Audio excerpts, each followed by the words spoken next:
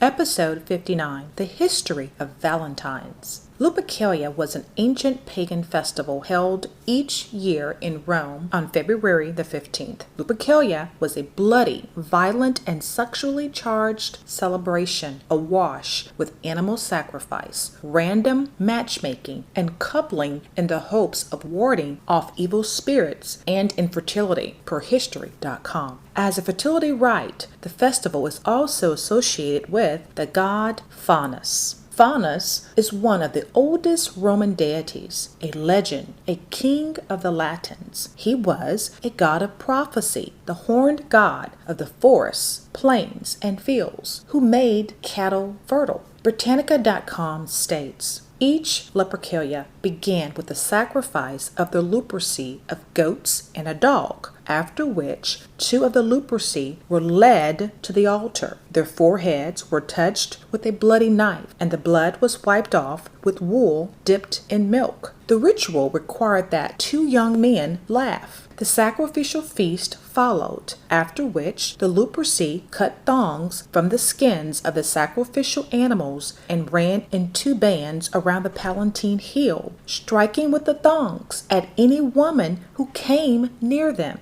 A blow from the thong was supposed to render a woman fertile. In 494 AD, the Christian Church under Pope Gelasius appropriated the form of the rite as the Feast of the Purification. What? Roman women welcomed the touch of their hides because it was believed to make them more fertile in the coming year. The Roman romantics were drunk. They were naked, says Noel Linsky, a historian at the University of Colorado at Boulder. Young women would actually line up for the men to hit them. Linsky says they believed this would make them fertile. Historians note the festival was observed from February the 13th to the 15th. The Lupercalia festival was also called Dies Febritas, from Febra, meaning purification. The god Febras was the god of purification, and is where the naming for the month of February came from. The Lupercalia festival came from the Greek festival called the Arcadian Lycaea Wolf Festival, where they worshipped the Lycaean Pan god. To begin the festival, members of the luperci, an order of Roman priests, would gather at a sacred cave where the infants Romulus and Remus, the founders of Rome, were believed to have been cared for by a she-wolf or lupa. The priest would sacrifice a goat for fertility and a dog for purification, per history.com. Lupercalia was celebrated in Italy, and historians note Augustus, the first emperor of Rome, and Julius Caesar using the festival during their time as leaders. William Shakespeare's play, Julius Caesar, begins during the Lupercalia. Mark Antony is instructed by Caesar to strike his wife, Calpurnia, in the hope she'll be able to conceive. The festival and its rituals gave its name to the month of February. The Roman god Febras embodied the month in purification. After February was added to the Roman calendar, Febra occurred on its 15th day. Of its various rituals, the most important came to those of the Lupercalia, per Alberta Mildred Franklin, the Lupercalia,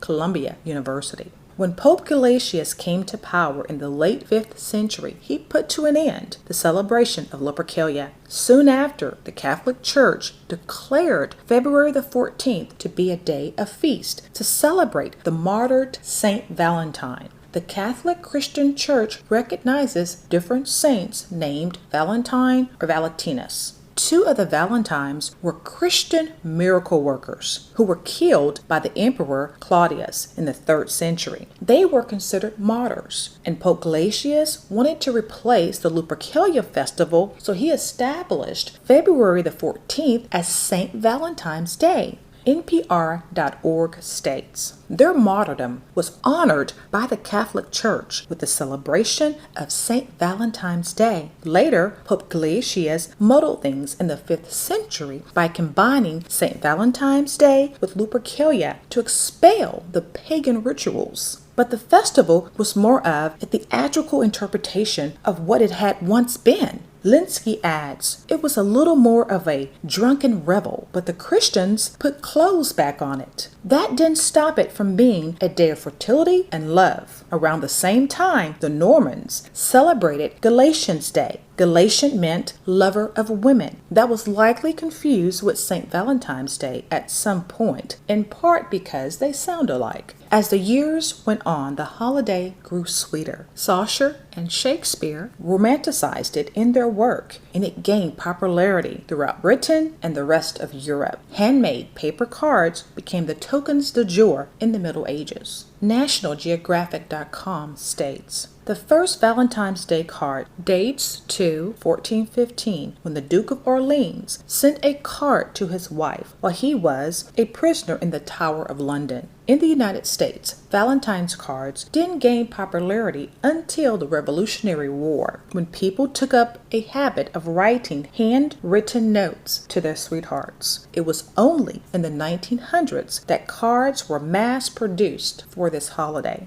Valentine's Day began as the Lupercalia Festival, a pagan fertility celebration which came from the Greek festival Arcadian Lycaea, a wolf festival to worship the Lycaean pan god. And prior to the Greeks, there's Babylon, the Tower of Babel, where the descendants of Ham and Japhet took part in. Cupid is a Roman god from the Greek god of love called Eros. History.com states, according to the Greek archaic poets, Eros was a handsome immortal who played with the emotions of gods and men, using golden arrows to incite love and leading ones to sow aversion. It wasn't until the Hellenistic period that he began to be portrayed as this mischievous, chubby child he'd become on the Valentine's Day cards. Valentines and Cupids are all from Roman pagan gods and roots, with pagan gods and roots from the Greeks, with pagan gods and roots from Babylon, the Tower of Babel. Israelites, these are not our holidays, and of course, not our God. Yah warns us, Leviticus 19:4, turn ye not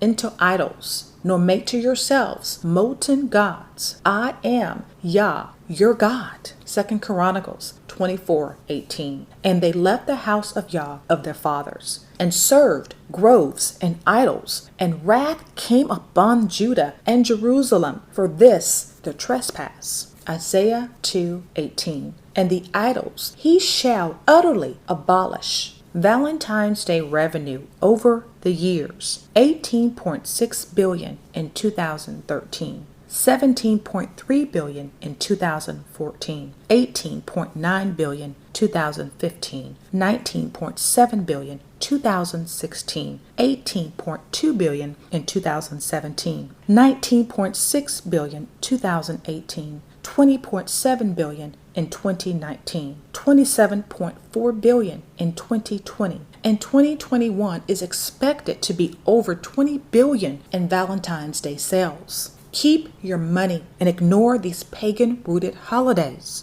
Revelations 20:12. And I saw the dead, the great and the small, standing before the throne, and books were opened. And another book was opened, which is the book of life. And the dead were judged from the things which were written in the books, according to their deeds. As we seek truth, please seek truth with us. Please send questions or comments to info@truthwars.com or comment here. We don't claim to know everything. We just seek the God of Abraham, Isaac, and Jacob that knows everything. Let truth roar, let truth reign, let truth speak, and let truth set you and your entire family free. Truth roars, truth reigns, truth speaks, truth sets me free. Please see a podcast disclaimer at truthwars.com.